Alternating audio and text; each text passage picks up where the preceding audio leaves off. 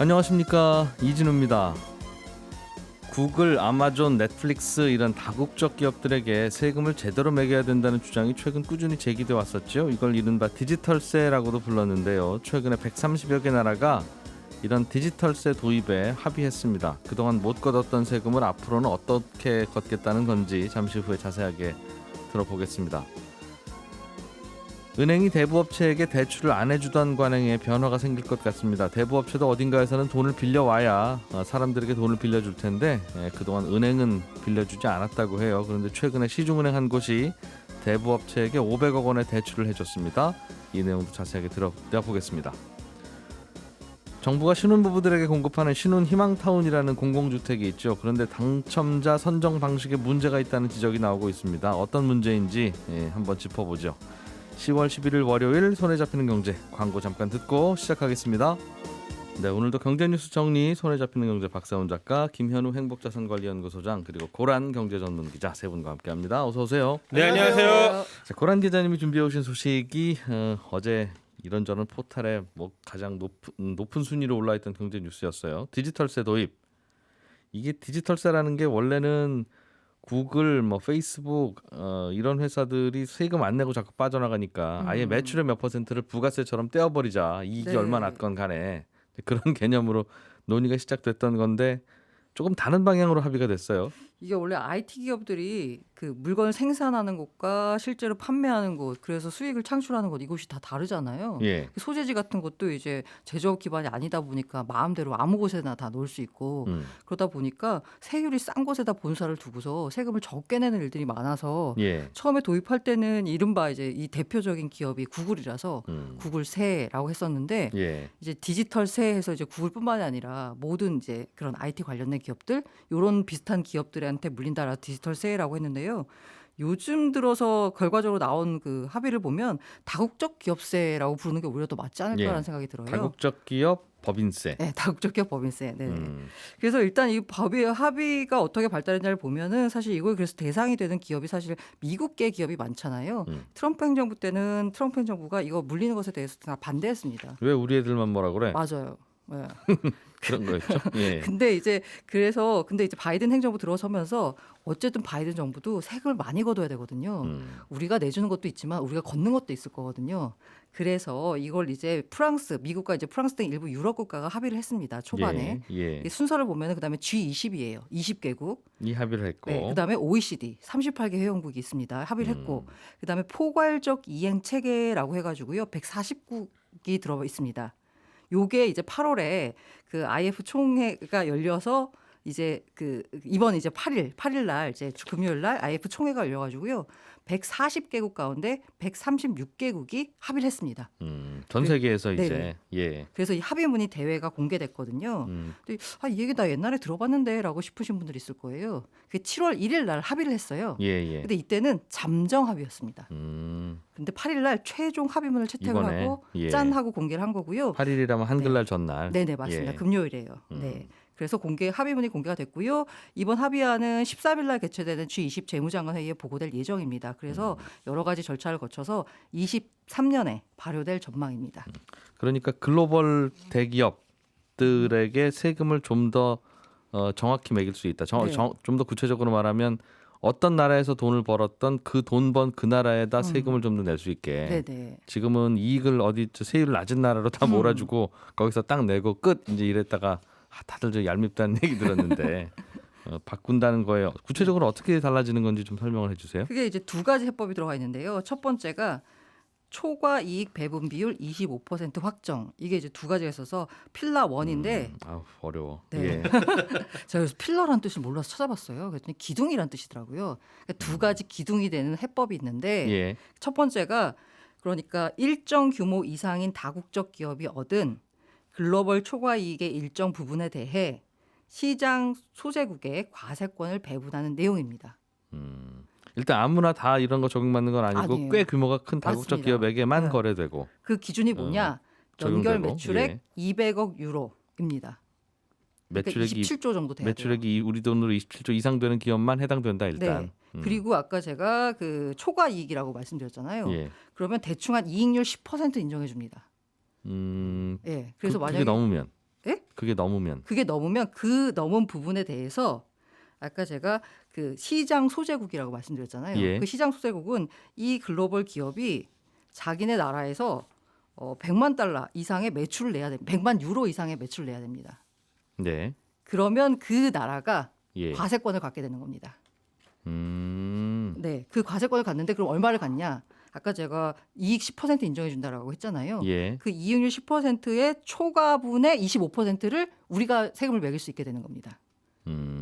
그러니까 그 큰 기업들 227조 원 1년 매출액이 전 세계 통틀어서 200억 27조 유로, 예, 27조 원. 200억 유로 넘는 회사들 다 모여. 네, 모입니다. 그런 다음에 너희들 이익률 얼마 났어? 그러면 뭐 20%요, 뭐 15%요 이렇게 많이 났을 테니 네. 잘들 했다. 일단 10% 인정해 줍니다. 그래서 10%는 일단 너희는 나라에 내 평소에 네, 내던 방식으로 하고. 10% 넘는 이익은 이거는 그 전 세계 국세청들이 다 모인 여기다 바구니에다 다 넣어요 일단. 네. 그 다음에 10% 넘는 이익에 대해서는 다른 나라들 국세청들이 모여서 가져가도록 하자. 네네. 10% 넘는 이익은 우리가 일단 걷어갈 거야. 너희들이 함부로 내지 마. 그런 얘기죠. 네, 맞습니다. 그래서 10% 있어서요. 이거 아마존만 빼준다는 얘기가 또 나오고 있어요. 뭐 그거는 이제 더 나가봐야 되는 얘기고. 아마존은 한 10%밖에 안 돼요. 이익률이 그렇게 높지가 않은 나라이기 때문에 매출액은 커도요. 아마존 내던 대로 내고. 네네, 약간 그런 얘기가 나오고 있는데 아무튼 그래서 이게 정해졌는데 이게 7월과 달라진 게 뭐냐면 7월 할 때 잠정 합의했을 때는 20에서 30이었어요. 배분율이. 네, 배분율이. 근데 이걸 25%로 확정했습니다. 그 말은 10% 넘는 이익에 대해서는 다 갖고 와 한 다음에 네. 그 중에 4분의 1, 25%만 띄어서 글로벌 국세청들이 걷어갈게. 맞습니다. 근데 원래 이거 세금을 받던 나라가 있을 거 아니에요. 자국 기업들이니까. 이 나라들은 조금 하면 배분율이 좀 낮으면 좋겠고 그렇지 않은 나라는 다국적 기업이 와서 돈만 벌어간 나라는 좀 높았으면 좋겠고. 알겠어요. 잠정을 해서 중간에서 합의를 했고요. 이게 이제 필라 1. 아까 제가 돈을 200억 유로라는 말씀을 드렸잖아요. 예. 이거에 해당하는 기업이 우리나라에서는 삼성전자, SK하이닉스 딱 두 개만 있습니다. 현재로서는. 예. 두 번째가 필라 2. 이거는 글로벌 최저세율 15%를 도입했습니다. 이건 또 뭡니까? 이거 뭐냐면요. 1번이 프랑스한테 그러니까 유럽한테 유리하다라고 보면은 필라 1이 필라 2는 미국한테 유리한 겁니다. 무슨 내용인데요? 이게 무슨 얘기냐면 연결 기준 매출액이 7억 5천만 유로, 1조 원 이상인 다국적 기업은 일단 세계 어느 나라에서 세금을 내든 무조건 15% 이상은 내야 된다는 거예요. 세금이 15%도 안 받는 싼 세율의 나라도 있잖아요. 맞습니다. 그렇게 해서 미국 기업들이 거기다 등록을 하고 세금을 덜 냈거든요. 근데 이제 앞으로 필라 2가 적용이 되면 만약에 이 나라가 어딘가에다 등록을 해가지고 예를 들어서 세금을 5%밖에 안 냈어요. 그러면 최저 세율의 10% 포인트가 못 미치는 거잖아요. 그렇죠. 그럼 10%는 미국에 내야 됩니다. 그러니까 세금을 싸게 받는 나라는 알아서 싸게 받아. 그 대신 15%에 못 미쳤으면 맞습니다. 그 나라가 속해 있는 국적의 나라에서 걷어간다. 네, 맞습니다. 이게 왜 그러냐면 아까 제가 다국적 기업 같은 경우에 그 해당 매출이 일어나는 곳에서 세금을 내라라고 하면 미국 입장에서는 자기네 나라에도 내는 세금이 유럽으로 가는 거잖아요. 그럼 세금이 줄어들죠. 그런데 그거보다 2번을 적용을 하게 되면 일종의 바하마나 아일랜드나 이런 데 등록했던 미국 기업들이 자국에 어쨌든 간에 그 모자라는 부분에 대해서 세금을 내야 됩니다. 알겠습니다. 네. 조금 복잡하긴 한데 뭐 약간 거칠게 요약을 하면 아주 돈 많이 버는 큰 회사들은 세금을 낼 때 여러 외국 국세청들한테도 좀 내라. 특정한 나라에 너희들 마음대로 내고 끝내라고 하지 말고 이게 하나. 그리고 세율이 15% 이하로 내는 기업들은 다 15% 낼 걸로 생각해라. 무조건 15는 내라. 그러면 이게 이제 우리나라 기업들에게는 어떤 맞습니다. 영향을 주냐? 그리고 혹시 우리나라의 세수에는 영향을 주는 게 없냐 이게 궁금한데 어떻습니까? 일단 아까 말씀드린 대로 삼성전자가 적용이 되거든요. 그럼 지난해 매출액과 영업이익 정도를 이제 고려를 하게 되면 그 매출 비중에 따라 각 매출국에 발생되는 이제 아까 배분율 적용을 하게 되면요. 한 2조 5,900억 정도가 이제 디지털세 대상 매출이 됩니다. 네. 지금 지난해 매출액이 236조였거든요. 추리고 보다 보면은 2조 5,960억 원. 지난해 영업이익 기준으로. 근데 이걸 이제 그 다른 나라가 이제 갖고 가는 거거든요. 이거는 이런 규정이 없었다면 다 한국 정부에 낼 세금이었는데 삼성전자가 전 세계 여러 나라에서 돈 벌지 않냐. 맞습니다. 그러니까 세금을 한국 정부에서 다 걷어가지 말고 말씀하신 2조 5천억 원 정도? 그 정도는 한국 말고 다른 나라 국세청들이 좀 모여서 나눠 가질 수 있게 하자. 예. 근데 정확히 말하면 이전 아니고 삼성전자 같은 경우는 제조업이기 때문에 예를 들어서 어떤 국가에서는 막 제조업 와라 이래가지고 여러 가지 뭐 공제 혜택을 주잖아요. 예. 실제로 이거를 다 내는 건 아닌데 아무튼 해당액이 이렇다는 거고요. 예. 이렇게 되면 이제 문제가 아니 그러면 삼성전자는 이렇게 디지털세가 도입이 되면 해외에서도 더 내고 기존의 국내에서도 더 내고 야, 기업 부담 너무 커지는 거 아니야? 네. 라는 우려가 나오잖아요. 그래서 우리나라 기재부가요. 해외에서 세금을 냈으면 그만큼은 우리나라에서 내는 법인세에서 빼주기로 했습니다. 그럼 지금도 아마 그렇게 해주고 있긴 할 텐데 맞습니다. 예. 이거를 디지털세에도 적용한다는 뜻이군요. 예, 그게 이제 외국 예. 납부 세액 공제 제도인데 이것도 디지털세에 적용한다는 거고요. 그래서 기업 부담이 늘어나는 건 없다라는 게 입장입니다. 여기다 내나 저기다 내나 국세청들끼리 알아서 합의하세요 이런다는 거죠. 네네. 기업은. 그러면 우리나라 정부는 좀 세금을 덜 걷게 돼요? 그래도 네. 삼성전자만 하나만 보면 덜 걷게 되겠네요. 그렇지만 네. 예를 들어서 넷플릭스 같은 데서 이제 우리가 세금을 거둘 수 있게 되는 거죠. 예를 들면 넷플릭스가 우리나라에서 올린 매출이 4,100억 정도가 되거든요. 예. 근데 이 중에서 77%가 전부 본사의 수수료 명목으로 송금이 됐어요. 그래서 법인세는 21억밖에 안 냈는데 디지털세가 도입이 되면 앞으로 이런 글로벌 기업들한테 세금을 더 내니까 기재부가 대충 따져봤더니 우리는 플러스다. 라고 조금 이제 더 받더라. 네네네. 삼성전자 같은 기업이 외국 국세청한테 내고 돌아오는 그런 손해가 있긴 하지만 네. 우리도 숟가락 들고 여기저기 다니면서 다국적 기업들 맞습니다. 세금을 좀 갖고 올 것들이 좀 있으니까. 네네네. 그렇군요. 아 이게 참 전 세계가 이렇게 글로벌화되니까 세금 걷는 시스템도 나라들끼리 합의를 모여서 해야지 자기들끼리 이제 하면 안 되는 거예요, 그죠? 네네.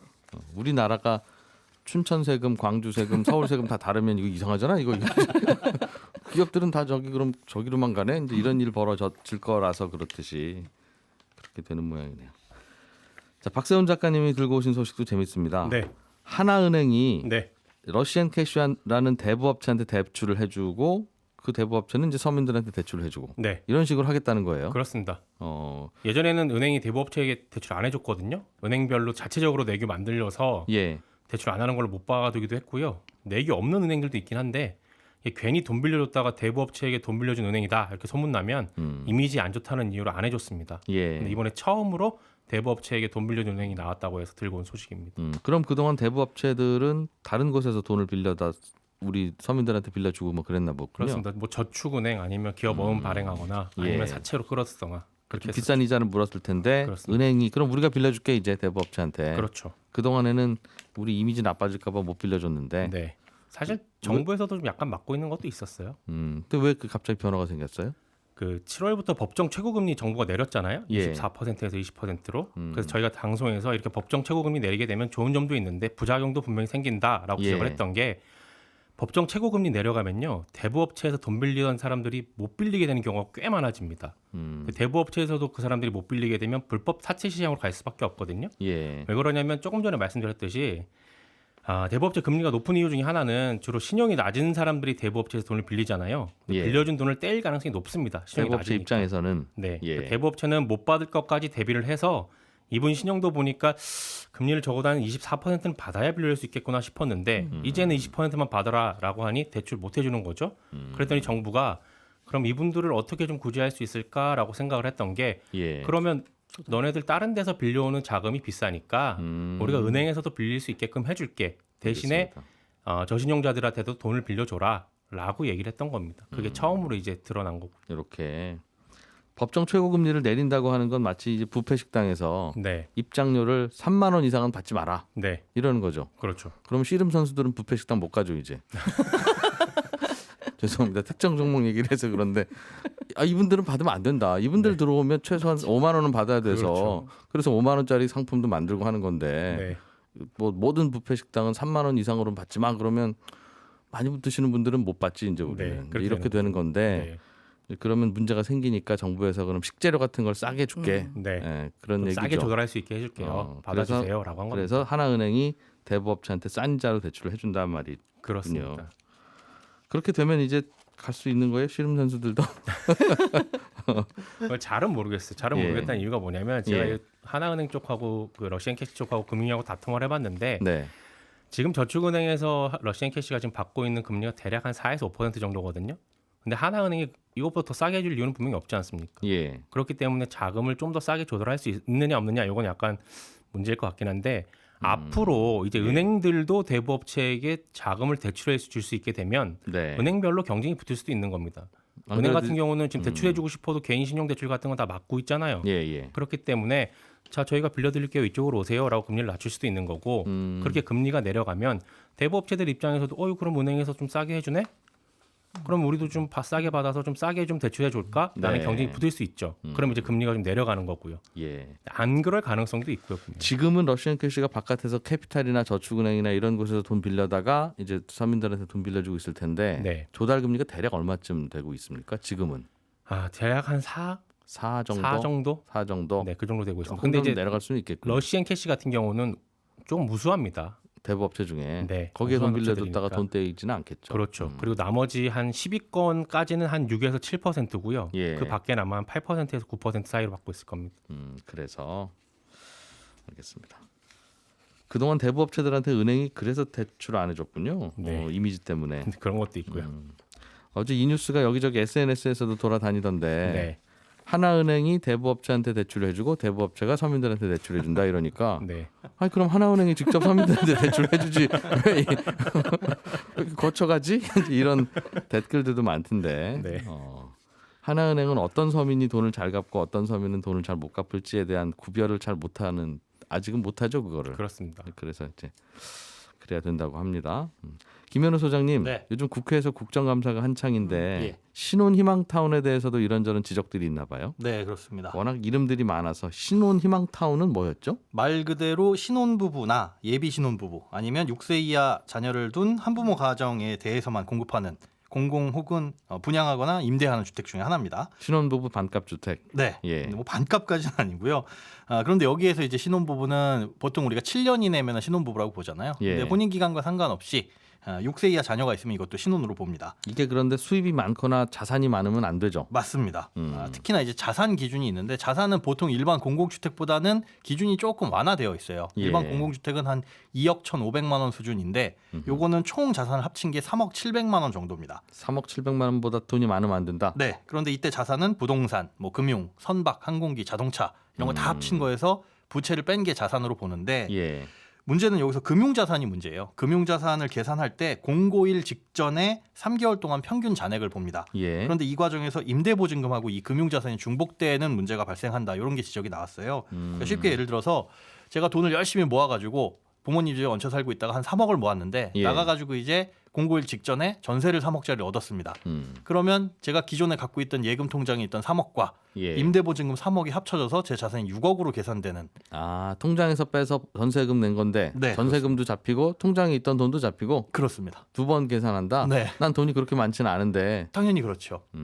어째 그런 실수를 했어요? 이게 이 사회보장 정보 시스템이라는 곳에서 자산을 조회를 하는데 여기서 조회할 때는 해당 기간 동안의 자산 내역은 확인을 하는데 그 돈이 어디로 갔는지까지는 확인을 할 수가 없습니다. 예. 그러다 보니까 이런 문제 막기 위해서는 3개월 전에 잠깐 목돈이 들어오는 경우가 있을 수 있잖아요. 예. 그런 경우에는 돈을 딴 곳으로 빼돌려야 된다는. 이게 무슨 이래서 전세 들어갈 때는 전세 대출 받는 게 요령이라니까요. 네.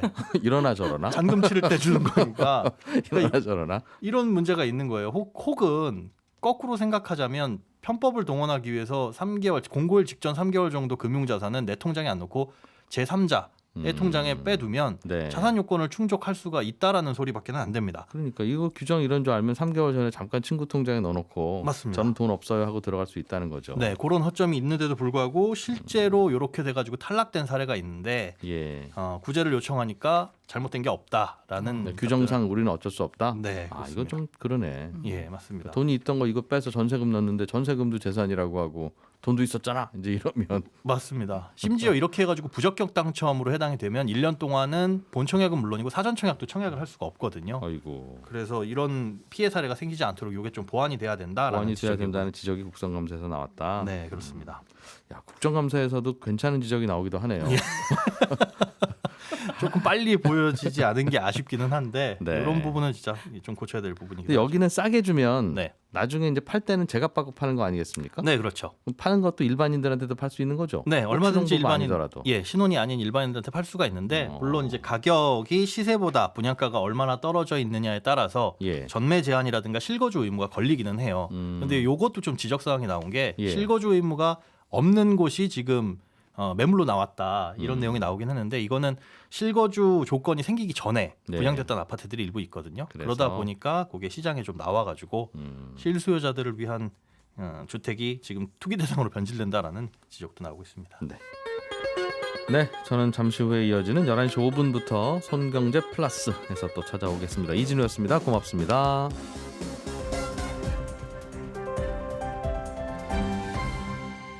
경제를 생각하는 사람들의 즐거운 습관.